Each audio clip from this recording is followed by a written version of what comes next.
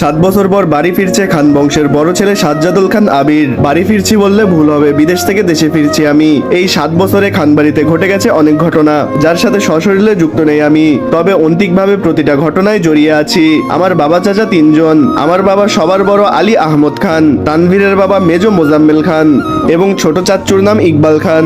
আমি আমার বাবা মায়ের একমাত্র ছেলে। মেজো চাচা মানে মোজাম্মেল খানের এক ছেলে এক মেয়ে। ছেলের নাম তানভীর খান, মেয়ের নাম মাহাদি খান মেঘ। ছোট চাচার এক মেয়ে এবং এক ছেলে, মিম আর আদি। এখনো তারা এলাকার যৌথ পরিবারগুলোর মধ্যে শ্রেষ্ঠ। বাড়ির সকলের প্রাণ যেন এক সুতায় বাঁধা। 5 ভাই বোনের মধ্যে আমি সকলের চোখের মণি। আমার জন্মের পর আমার বাবা মা দ্বিতীয় সন্তান নেওয়ার চিন্তা করেননি। এইচএসসি পর্যন্ত আমি বাড়িতেই ছিলাম সবার নয়নের মণি। আমার চাঞ্চল্যে মেতে থাকতো খানবাড়ি। আচমকা যেন পরিবেশটা পাল্টে গিয়েছিল। 18 বছর বয়সে হঠাৎ করে স্কলারশিপে বিদেশে পড়তে যাওয়ার কারণে বাড়ির সকলের সাথে শারীরিকভাবে যেমন দূরত্ব বেড়েছিল, তেমনই বেড়েছিল মানসিক দূরত্ব। 7 বছর আগের আমার সাথে বর্তমান আমার আকাশ পাতাল পার্থক্য।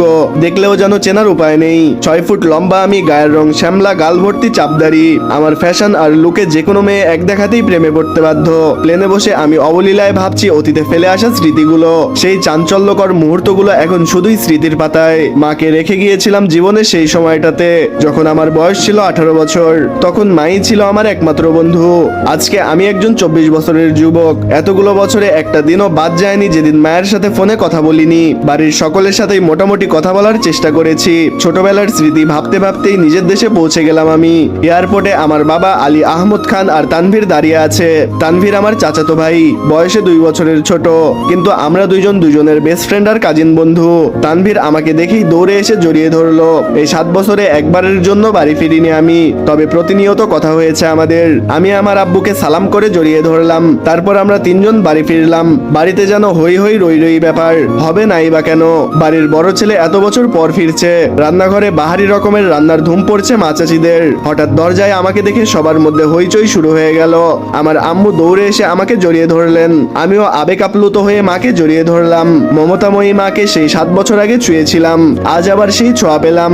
আমি মা এবং চাচিদের সালাম করলাম। আমাকে সোফায় বসিয়ে একের পর এক শরবত নাস্তা দিতে ব্যস্ত সবাই। এর মধ্যেই উদয় হলো মিম আর আদি। মিমের বয়স 14 বছর আর আদির বয়স 10 বছর। আমি দেশ ছাড়ার সময় আদির বয়স ছিল মাত্র 3 বছর। ভিডিও কলে দেখতে দেখতেই আমাকে একটু চিনেছে সে। দৌড়ে এসে আমাকে জড়িয়ে ধরলো। আমিও তাকে জড়িয়ে ধরলাম। মিমও আমার পাশে বসলো।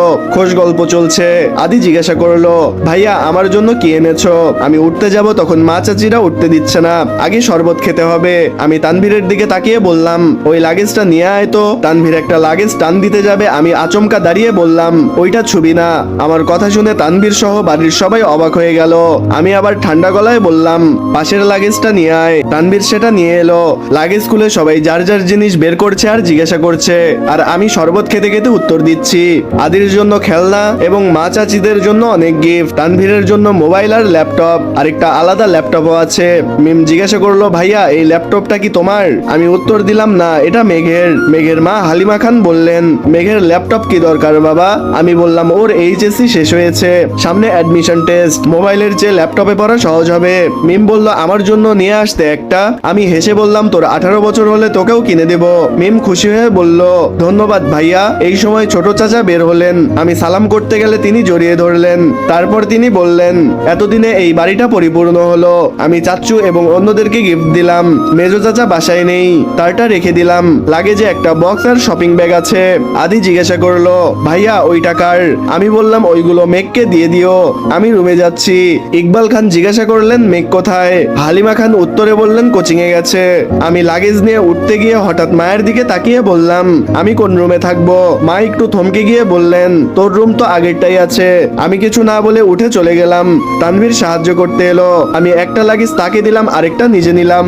এই সময় দরজায় এলো মেঘ। মিম দৌড়ে গিয়ে বলল, আপু আবির ভাইয়া আসছে। মেঘ সিঁড়ির দিকে তাকালো, কিন্তু আমি তখন রুমে চলে গেছি। হালিমা খান বললেন, তোর জন্য গিফট এনেছে। মেঘ বলল, কি গিফট? মা ইশারা করলেন। মেঘ ল্যাপটপ দিকে ছুটে গেল। মিম বলল, হ্যাঁ আপু এটা তোমার। খুশিতে ল্যাপটপ আর গিফটটা নিয়ে নিজের রুমে চলে গেল। এত বছর পর নিজের রুমটা আশ্চর্যান্তিক নয়নে দেখছি আমি। সেই পরিচিত ঘ্রাণ, যেখানে আমি নিজের জীবনের 12টা বছর কাটিয়েছিলাম। যে রুমটা ছিল আমার একান্ত ব্যক্তিগত, আজও তাই আছে। একটা জিনিসও এদিক সেদিক হতে দেয়নি আমার মা হালিমা খান। এমনকি রুমে বছরের পর বছর তালা দিয়ে রেখেছিলেন তিনি। যখনই ছেলের কথা মনে হতো, ছেলের রুমে রুমে এসে নীরবে কেঁদে যেতেন, যেন কেউ বুঝতে না পারে। আমি রুমে ঢুকে লাগেজ খুলে নিজের পরনের টি শার্ট হাতে নিয়ে শাওয়ার নিতে চলে গেলাম। শাওয়ার শেষে একটা কফি কালার টি শার্ট আর একটা ট্রাউজার পরে হাতে টাওয়াল নিয়ে মাথার চুল মুছতে মুছতে বের হলাম। বের হয়ে দেখি খাটে বসে আছে তানভীর। লাগেজ নিয়ে এসে রুমেই বসে আছে সে। তানভীরকে দেখে আমি জিজ্ঞাসা করলাম, কি হলো, কিছু বলবি? তানভীর মুচকি এসে জিজ্ঞাসা করলো, আচ্ছা ভাইয়া, ওই লাগেজটা ধরতে দিলে না কেন? কি আছে ওটাতে? আমার চোখে রাগ স্পষ্ট। চোয়াল শক্ত করে উত্তর দিলাম, ওইটাতে আমার পার্সোনাল কিছু জিনিস আছে। তানভীর হাসতে হাসতে উত্তর দিল, সেই পার্সোনাল জিনিসগুলো দেখতে চাচ্ছে আমার অবুঝ মন। গম্ভীর কণ্ঠে আমি উত্তর দিলাম, কাউকে দেখানোর জিনিস আশা করি পার্সোনাল হবে না, তাই না? তানভীর ভাইয়ের আপত্তিস্বর বুঝতে পেরে এই বিষয়ে আর কিছু বলল না, শুধু জিজ্ঞাসা করলো, বিকেলে কি বের হবে? আমি ওপর নিচে মাথা নেড়ে হ্যাঁ সূচক সম্মতি জানালাম। তানভীর কথা না বাড়িয়ে চুপচাপ বিদায় নিল রুম থেকে। আমি রুমের এক কোনায় বসে মোবাইল হাতে নিয়ে গুরুত্বপূর্ণ কিছু চেক করতে ব্যস্ত হয়ে পড়লাম। মেঘ নিজের রুমে ঢুকে শপিং ব্যাগ খুলে 3টা ড্রেস বের করলো। 3টা ড্রেসই অসাধারণ সুন্দর। ল্যাপটপটাও খুলে দেখলো, তার প্রয়োজনীয় সকল অ্যাপ ব্রাউজার অলরেডি সেট করা আছে। মেঘের দৃষ্টি যায় র্যাপিং পেপারে মোড়ানো বক্সের দিকে। খুলতেই চোখে পড়ে 3টা উপন্যাসের বই, যার উপরে ছোট্ট একটা চিরকুটে লেখা অ্যাডমিশনের পর পড়বি। তার সাথে একটা ছোট্ট বক্স যেখানে রঙিন পাথর, আরেকটা আইফোন 13 প্রো ম্যাক্স এর বক্স। ফোন দেখে মেঘের চক্ষু চরগাছা। অনেকদিন ধরে তার মনে আইফোন কেনার ইচ্ছা ছিল, কিন্তু বলতে পারেনি। সব দেখে সে খুশিতে গদগদ হয়ে গেল। ইন্টার সেকেন্ড ইয়ারে পড়ার সময় কলেজ, প্রাইভেট আর কোচিং নিয়ে ব্যস্ত থাকাকালীন তানভীর তাকে একটা পুরনো ফোন দিয়েছিল। সিমটাও ছিল তানভীরের। বাসার বাইরে শুধু 3 থেকে 4 জন বান্ধবীর নাম্বার ছিল, এমনকি স্যারেদের নাম্বার দিতেও নিষেধ করেছিল।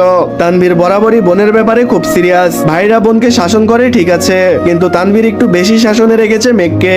এইচএসসি পরীক্ষা চলাকালীন মেঘ সাহস করে বলেছিল, ভাইয়া পরীক্ষা শেষ করে আমায় একটা নতুন ফোন কিনে দিবে। তানভীর তখন অগ্নিদৃষ্টিতে তাকিয়েছিল।